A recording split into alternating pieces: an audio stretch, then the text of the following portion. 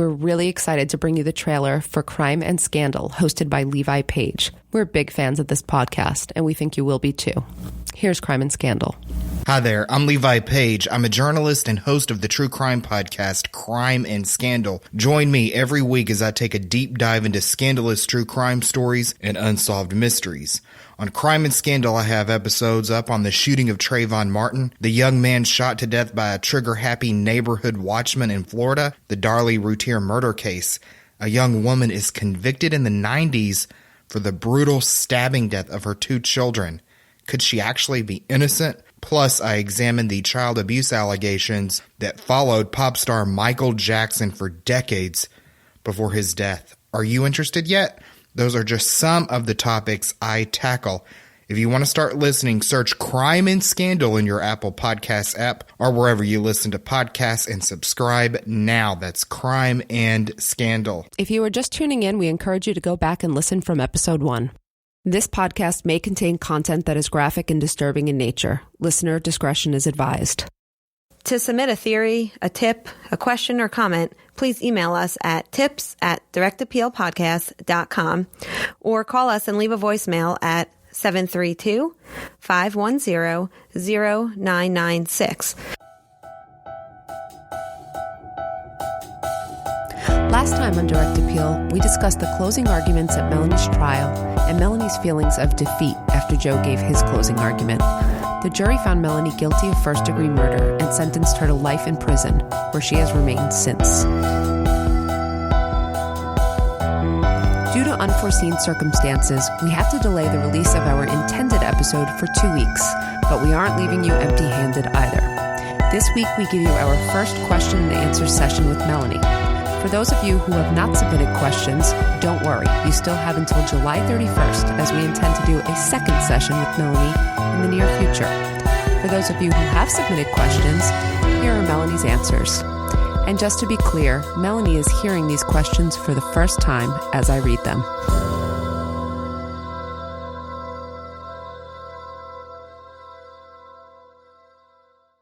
To accept this call, press 5 now. To decline this call, hang up. Thank you for using Global Tel Link. Okay, you there? Yep, I'm here. So let's get started. These questions were written in from various listeners. Question 1. Could the RX, which I guess is prescription, for chloral hydrate be called in, or did it require a doctor's signature? Well, we're talking about, 2000, we're talking about 15 years ago, and I know when I was practicing, certain medications that now you would absolutely require some sort of, script or triplicate form, were call-ins back in the day. Chloral hydrate certainly would have been one. For instance, when Brad called in the Xanax prescription for me. I mean, if you take a drug screen, that's a benzodiazepine. So stuff that now would absolutely require something handwritten. Back in the day, no, it did not. It could have absolutely been a call-in. Right, that's right. And Brad did call that in, correct, for you? He called in the Xanax. He did not write that correct. in. That's okay. Correct. All right.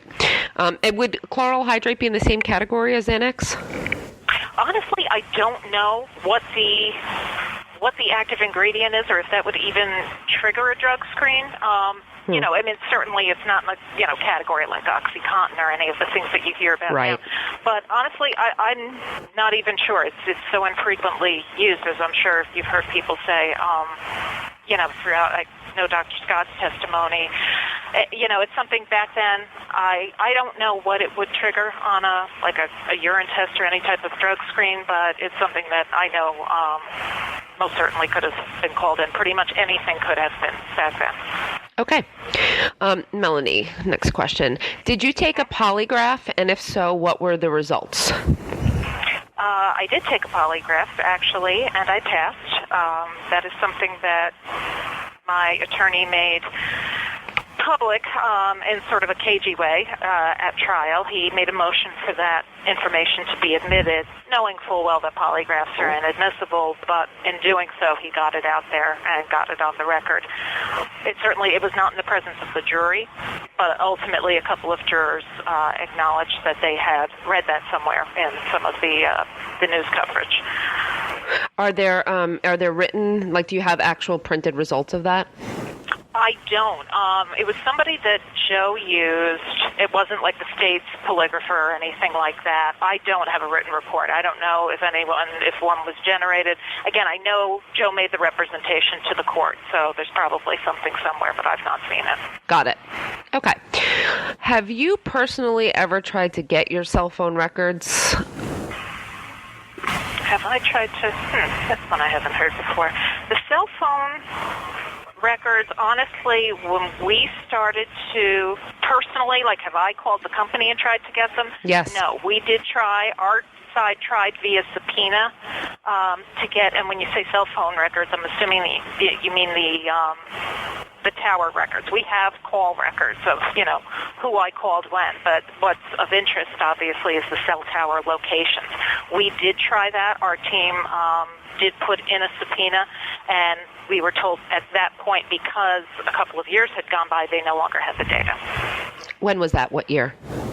That would have been probably 2006.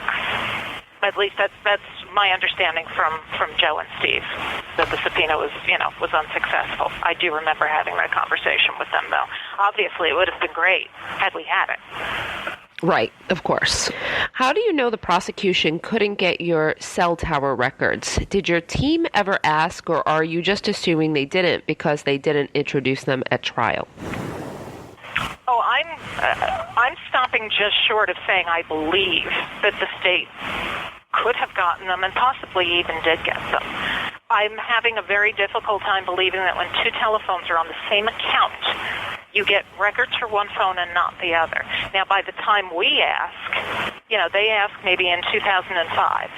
How long that information is kept or stored, and again, this is 15 years ago. I don't know. They asked. We don't get around to asking until a year later when we start seeing their discovery and all of this stuff. So we say, okay, well, these records are missing. Let's go ask for them ourselves. Now an entire other year has elapsed. So do I know for sure if my team asked for them? Honestly, I can't say that. There were 40,000 pieces of discovery flying around that office, and it was, to be perfectly plain, a shit show when it came to the volume of stuff that was going on. When it comes to the state, I have a very difficult time believing that somehow my records were not looked at. I can guarantee, had my phone indicated my presence anywhere in the state of Virginia, we would have been hearing about nothing but that at the trial. So I'm basically saying I think the state had the records and didn't turn them over. Did your team ever ask the state for those records specifically? Did they ever ask the state? That I don't know. That's a good question, and that I don't know. There was so much back and forth with this. Honestly, I'd be lying if I said I had any idea. I mean, you would think that somebody would have, but at this point I've learned not to make assumptions like that. So, again, the answer, unfortunately, is that I don't know. I know we put our own subpoena out there, and again, by that time there was nothing. What do you think is the strongest piece of exculpatory evidence in your case? Well, that's an interesting question. In terms of what I think would be the most exculpatory, honestly, some of the DNA that's not tested, it might provide an answer, it might not. Obviously, anything that's, in those bags in terms of my husband's DNA or mine, that's not really a big deal because there are suitcases, even, family, stuff like that. But beyond that, were there to be some form of DNA evidence that came up, I think that would certainly be helpful. But in terms of what is out there right now, I think the fact that there is absolutely no crime scene and the fact that the gun appears to not be a match, basically, from everything that we've heard, the forensics there, I think, it's hard to prove a negative. It's hard to prove that somebody didn't do something, but to be able to, the paucity of any real scientific evidence in that house, pretty much exclaims that nothing happened there. And the gun not even being a match further casts doubt on the state's theory. Okay. Did the CEO of Taurus testify at trial, or was that later on? That was later on when we went and filed what's called a PCR, post-conviction relief, and it's basically the state's equivalent of a writ of habeas corpus. You go before the trial court and you say, I'm wrongly convicted, here's, my evidence. And what we did was submitted the record that Taurus had changed their website, that it had initially said, 5 lands and grooves, and now they've changed it to 5 or 6. In rebuttal to the things that we were saying, the state got an affidavit from the CEO of Taurus. He did not testify. They submitted an affidavit from him. Our desire was to get an evidentiary hearing so that he could be subpoenaed and that he could testify and we could then cross-examine him. Because the way it's out there, he puts out an affidavit, he says what he says, and nobody can question that. Okay, next question. Why didn't you cancel lunch and reschedule with Celine on the day you were in Delaware as opposed to driving for hours to get there? That's a good question. Honestly, I needed to see my friend at that point. She was the person that I had, relied on when it came to, the initial, him leaving, etc. Also, to be very frank with you, she loaned me a bit of money that day to help me with the divorce and what was going to be a relocation. We needed to be out of our apartment, regardless of whether we were, moving into a house or not. We needed to be out of our apartment at the end of that month. And now everything had been called into question. Again, I certainly wasn't going to move into that house. Where am I going to go? I mean, just filing the divorce complaint alone was something like $10,000. So even though I still had a little bit of money left over from the closing, I basically, Selena's, for better or worse, Selena's like my sister. I needed my sister. Got it. Okay, let's see. Had you ever gone to Delaware to buy furniture prior to that time? No, I had not. I had, however, had a conversation, and of course, I cannot recall with whom exactly. It was a patient of mine. We were talking about, homes and such, and this had been prior to any of this happening. And she mentioned an area in Delaware that had a number of, wholesale furniture places, furniture warehouses. It's like, I don't want to say it's the furniture district, but it's kind of the equivalent of that. They're in a very sort of finite area. So I knew of the area ahead of time, and that's how I had the information and looked everything up, got the names and the places, and at this point, I'm getting a divorce. So we're selling everything in my mind, and I'm going to need furniture. I'm going to need to relocate. This is where my head's at, where my mindset is at. And my mother even encouraged me, go, get out, go shopping a little. Delaware is not the hike that it sounds like from where my parents are located in South Jersey. In fact, if I were to go to IKEA in Elizabeth, which everybody who lives in the tri-state area, if anybody's listening from this area, you all know where IKEA is in Elizabeth, the difference in travel time was maybe like 20 minutes. So it wasn't this huge, undertaking or excursion. But the short answer to the question is no, I had not previously gone there. And how far of a drive was it from your parents' house, to clarify? It was, I want to say, an hour and 35, hour and 40, sticks in my head. And with no traffic, IKEA is an hour and 20 away from where my parents are. They're fairly far south in New Jersey, and I think a lot of people don't necessarily realize that. They think of Woodbridge or, where I was living at the time, but I was staying with my parents. So. Okay. Why did you throw away Bill's clothes so quickly? If you were divorcing, didn't you think you would want his clothes? Actually, I was bagging them up, and I wasn't even necessarily looking to throw them away at that point. They were bagged up. People. Celine's cousin, I want to say Jason, it's not Jason, it's Justin, had been there helping with the move that weekend. we bagged everything up initially because we had to be out of that apartment. I didn't have a choice. At the time that everybody was there and executing that move, we had in fact found out that Bill was deceased. So now we have all these clothes in bags. Well, I'm going to donate them. And instead of donating them, the guys who were there at the move just, wanted them. So, fine, take them at that point. I wasn't even present at the move. But again, they were bagged up previously because we had to move out of that house. If they had actually been in the garbage prior to the move, Justin wouldn't even have gotten them. So they were packed at the time. Got it. Okay. Do you know if there was a drive-through at the pharmacy, the Walgreens, where the chloral hydrate was picked up? That's not the one that I usually use, but if memory serves, I do believe that there was at that one. I would have to say yes. I can't be 1,000% sure, but if memory serves, I believe there was. Okay. Got it. Why did the gun become so important to Bill while he was worried about financing and the closing? The timing seems odd. How long had he been asking for you to get him a gun? He had been asking me since earlier that year. We had issues with the headlights being stolen, and that was something that just kind of raised the conversation with him one day. Well, if we had a gun in the house, well, no, what are you going to do, shoot it out the window? Well, I used to shoot back in the day, blah, blah, and then Bill had sort of an obsessive nature, so if he got on something, he kept going on it.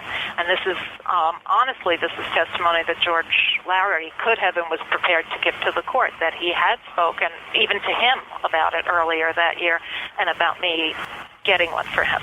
Of course, the timing is horrific. It's the absolute worst concatenation of events that you can possibly imagine, if you look at it. You have 60 seconds remaining. Oh, sorry about that.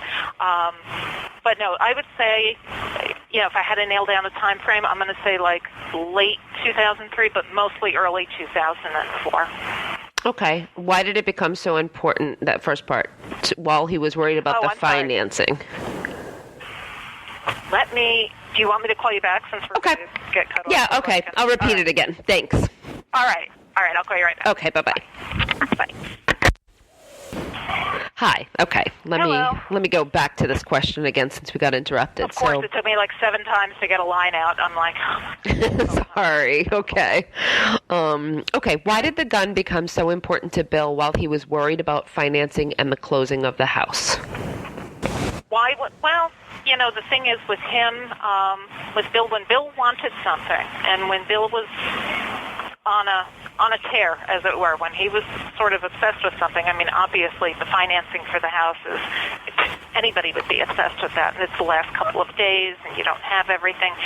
I think, for me, it became, his desire for that. It was a way to shut him up. I mean, point blank. There's no nice way to say it. It was a way to give him something that he had been nagging about that would possibly get him to just, for 5 seconds, lay off. And why it became so important to him during that time, I mean, I couldn't tell you. I can tell you that, the whole headlight thing is sort of what precipitated all of this and that it built with time. But, for him, maybe it was just an issue of, wanting something he could control at that point. I don't know. It's supposition on my part. But for me, I think it was just something to calm him down and to quiet him down. Did he ever mention wanting a gun because you were moving to a bigger house that was more rural? He mentioned that, and it was kind of funny because that was an argument we ended up having. Okay, we want a gun because people are stealing our headlights. Well, now we're moving out into, really kind of a bucolic setting. What are we doing? Are we killing deer out here? He just wanted it. And when he just wanted something, it didn't matter kind of what the background reason was. He did mention that argument, yes. But, Bill had a habit of presenting, multiple arguments, again, if he wanted something. And I'm sorry, it sounds terrible. I feel like, I'm sitting here just like slamming him and condemning him, and that's he's not here to give his side. He's not here to state his truth or his facts. So mine are, a little tarnished, a little jaded between, time and emotion and stuff like that. So to be completely fair, it's probably not for me to say exactly what his motivation was. I know for me it was just to give him something that would quiet him a little bit. When he nagged, you wanted to shut him up. Okay, fair enough. It was from your perception, understanding. I think we all understand that you couldn't have been in Bill's head. I know, but it sounds like there are times that I'm like, God, this is, regardless of what our issues are and were, and, I feel badly sometimes because I'm saying it all from my perspective, and he's not here to offer his. He's not here to offer a different point of view or to say, no, my wife is crazy, or, it's so, I understand that, obviously, necessarily it's me answering these questions, but, I feel badly sometimes, like I try to be even-keeled. I try to, equivocate a little bit about it and say, well, from his point of view, I try to be like the consummate, back and forth, weigh it out, his side, my side, and sometimes that's hard to do with stuff like this. Sometimes it's impossible, really. I'm sure. That's my best answer. Okay. Well, that makes sense. Thank you. Yeah. What other bank accounts did you and Bill have? Did you have a 401k, college account, separate accounts, etc.? At that time, we had a joint savings and checking. We had trading accounts that I believe one of them was still open, though it didn't have much, if anything, in it. There was a period of time when he was doing some stock trading. But at the time of his death, he had his 401k or retirement. I had mine, and just the checking and savings. We didn't have any, sort of investment accounts or anything beyond that. Okay. Did you receive any money from life insurance when Bill died? No, I didn't.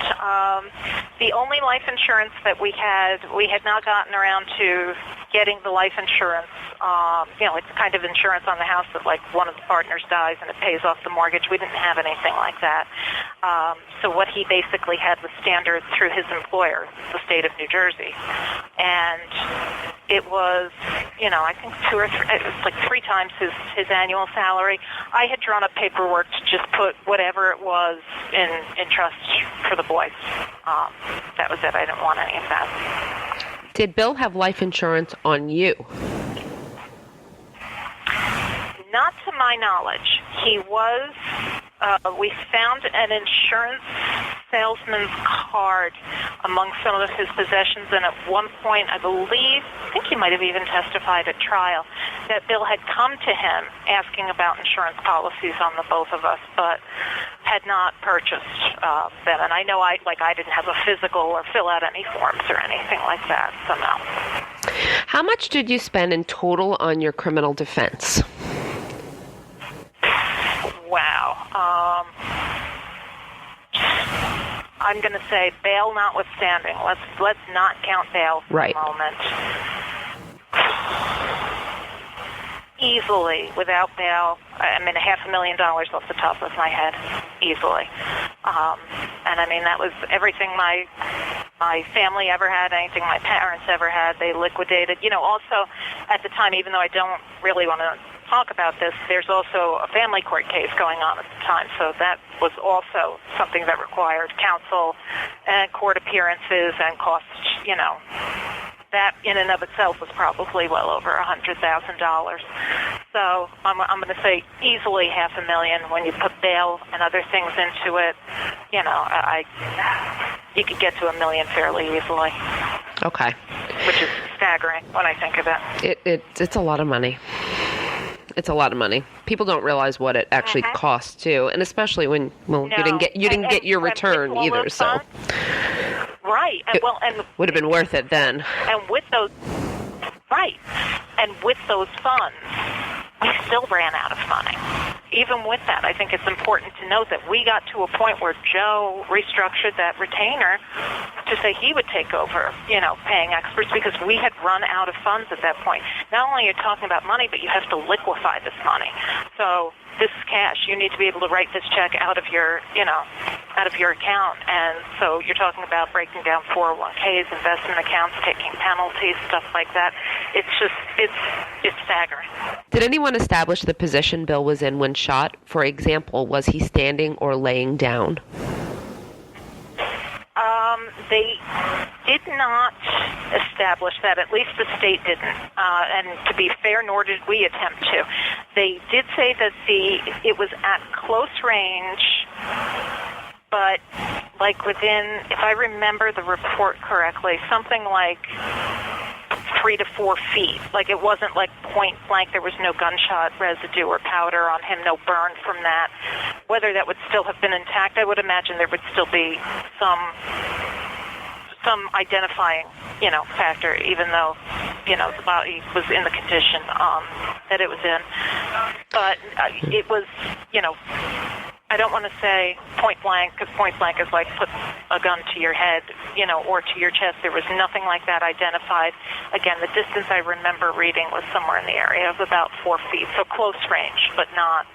And as to standing or laying, there was really no angle established, and I don't know if part of that is due to, the state that the body was in, or whether that was something that just wasn't asked. It's a good question.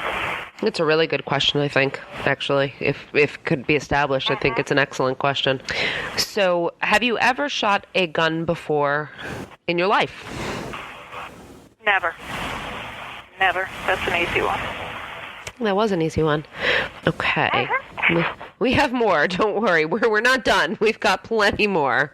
Wow. Okay. That's amazing. I was going to ask you, how many do we have here? And I feel like, and I apologize to everybody that's listening if I'm like stammering or whatever. It's obviously, stressful and anxiety provoking, doing something like this, but it's so important, and trying to be as transparent as possible, as in a very kind of on-the-spot way. So I thank everybody for bearing with me. But I think it's also important for people. These questions are going to help people. It can either help with tips, or it can help people to form their conclusions. Absolutely. They, this is what people think they need to. And I'm happy to answer it. Yeah. Ask anything. Yep. Well, we're going strong still. Now, this one's an odd one. I don't really understand it, but was there any mental competency examinations done?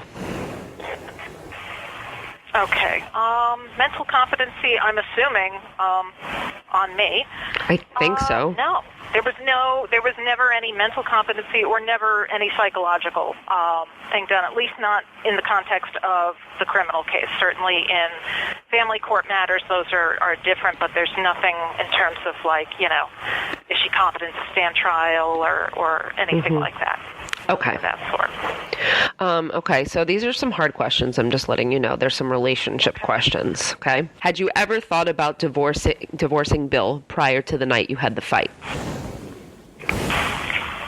It was something that I think both of us, it's something that came up in conversation. Not, hey, should we get a divorce, but little snipes here and there. Hey, just think this is the last time you'll have to move before the divorce. I remember him saying that to me very clearly. We both knew that we were in trouble, but were there active plans at that point? No. Did I think that's where it was going to end up eventually? Probably, but he and I had not spoken about it ourselves, in terms of, for myself, again, I think that's probably where it was going to end up, but it wasn't my intent at that point to, let's buy this house and file for divorce. No, let's buy this house and see what's up. And is divorce part of the equation? It absolutely, it was on my mind. Right. To be completely honest, it was on my mind because we were having problems. And obviously, as evidenced by my own infidelity, I certainly was not the best wife in the world either. So, yes. Okay. Yes, it was. Okay. Do you think that Bill knew that you were having a relationship with someone else? If you had asked me that question 12 years ago, I would have said no, I didn't. Now, however, due to some of the computer searches that have been found, if you hit on a website called unfaithfulwife.net, I'm thinking that, it's at least a thought in his mind. He had never confronted me or anything like that. Certainly our relationship was not what it had once been. We were both very, aware of that. But at that time, to my knowledge, I would have said no. I didn't think that he thought that. I don't think it would have come as a surprise to him, but Bill actually used to complain a lot more about my hours at work, and that, which I guess indirectly ties in, although I never really worked exorbitant hours. I worked 37 and a half hours a week. But he definitely wanted me home more, and when I was home, he didn't like that I was on the computer or working or stuff like that. So that was more of his beef. But again, nothing he said to me directly, no. Okay, this is an interesting one. Do you think that Brad Miller really believed you were guilty, or do you think he just cooperated to save his hide? I've thought about this a lot. I think he cooperated to save his hide. I think, though, that the police, because they are permitted, it is perfectly legal and accepted practice for them to lie to you during the course of an investigation. I can only imagine what they said to him. What did he end up thinking? I mean, if he ended up thinking I was a murderer, he was, not to be crass, he was still sleeping with me at the end. So I don't know. I don't think he wanted to believe that. I think they did their best to make him believe it. But the cooperation, and, to be perfectly fair, does it piss me off?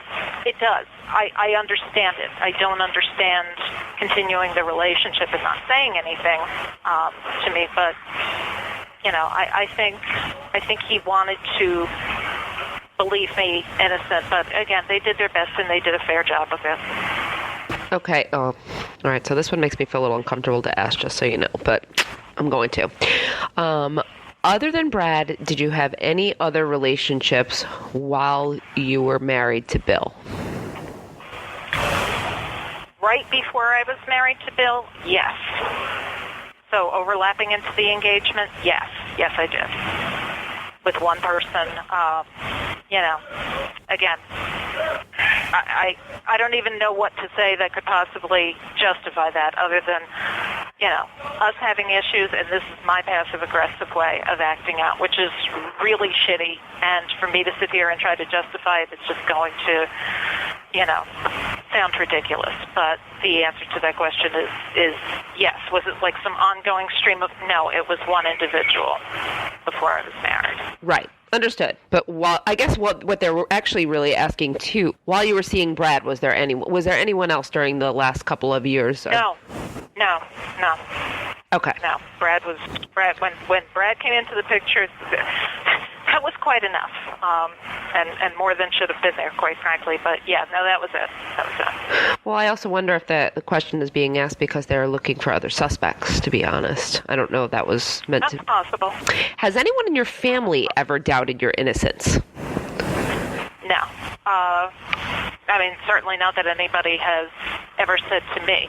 Now, when you say family, I do have an estranged stepbrother, and I honestly don't know what he thinks or feels. I know that he contributed to a book that was written about the case, and it wasn't particularly friendly, but it didn't, he was not around us, so he wouldn't have been able to, I think he met my husband like once. He wasn't even at my wedding, so he's not somebody that has particularly fond things to say about me, but beyond that, no, I've never had an issue with that. Do you know of any other suspects in this case? Did anyone ever interview Bill's friends who lived in Chesapeake or Virginia? To my knowledge, the friends that were local to the area in which he was found had a couple of interviews. They were the people who identified his body. So they obviously were interviewed by police at that point, and I believe they were interviewed subsequently, at least I know that John was, about when his last contact with Bill had been. There are a couple of police reports out there about that. Were they looked at as suspects? I don't believe so. I don't believe that they ever were. Virginia kind of didn't identify any suspects, even though they interviewed me. After that, it kind of just lay there, just kind of died, and it was brought up to New Jersey, clearly with me in the target space. But as for them, no, I don't believe that they were ever really evaluated as potential suspects. This is a good one. Who do you think killed Bill? That's a really good one. Yeah. And, yeah, I mean, honestly, at this point, we're starting to, I don't want to say develop theories, but we're starting to kind of kick ideas around. I always assumed that it had something either to do with his gambling, something he was doing on the side. It could have been a woman he was seeing on the side. With the wrong husband, the wrong boyfriend. My mind has literally been open to anything and everything, because the whole progression of events, along with where he ultimately was found, it really flies in the face of common sense to think that anybody, would kill someone and drive hundreds of miles away with them to dump them over a very public bridge. Something else went on here. Whether that body went into the water from a boat, there are a bunch of different theories with little teeny shreds of evidence to kind of point in that direction. There are PVC shavings, for instance, found in the bags with the body. PVC is a hard plastic that you would find in pipes. Well, they checked the pipes in my house, and it didn't come from there. However, the cutting board of a boat, possibly. Things like this. But the more, honestly, that we look, and I'm not going to sit there and point a finger and name a name at anybody, because, first of all, I wouldn't want something to happen to somebody else like has been done to me. But there are rumblings and there are stirrings of the fact that maybe this didn't have anything to do with New Jersey, and maybe this had more to do with the locality in which he was found. And I'll just, say that because I don't want to say more not having any information. It would be irresponsible of me, and it would be doing pretty much the same shit that was done to me, which I don't want to do. Absolutely understood on that part. I just want to clarify, though, when you say that, you just mean you think that it's more, or now you come to believe that it is more likely that Bill was actually murdered in Virginia rather than New Jersey? Correct. Okay. I mean, and if you just sit there and think about it, who would drive hundreds of miles with a body in the back? You could get pulled over. You could get a flat tire. You could, get into an accident. I mean, it just doesn't make sense. But again, typically, somebody is found not too far from where it is they've died. So the answer is I don't know. If I had a name, if I knew, trust me, I would be on top of that. But again, there are some rumblings, so there is some hope, perhaps, that something may be associated even with this podcast or somebody listening, that somebody could potentially say something or know something, however small, that might totally tip the scales or point things in another direction. Yes, absolutely. We keep asking for tips, and we will continue to do so. Absolutely. A few more here. We had a few that relate to incarceration in prison, which you can or cannot answer if you want. But I guess fine. People one question someone has is, how many people have you met in prison that you believe are also wrongfully convicted? That's a great question. The answer is, I would say probably, I've been here now 12 years, about to start my 13th, and I'm housed, obviously, with people who have comparable amounts of time. So you're talking about people who have murder cases or manslaughter, stuff like that. And I've probably met over the years easily a half a dozen people that could potentially be.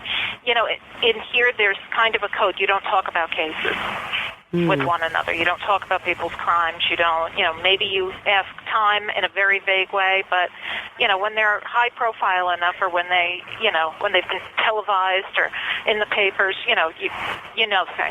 That's an interesting question. And that concludes our first question and answer session with Melanie. We hope you enjoyed this special episode of Direct Appeal. We will return in 2 weeks with our regularly scheduled episode. Direct Appeal is hosted by Megan Sachs and Amy Schlossberg. Our producer is James Varga. The story arc was written by Megan Sachs. Music and underscore by Desert Media. Recorded, mixed, and edited by Justin Krall at JC Studios. Special thanks to Alan Tuckerman, whose work was integral to this production.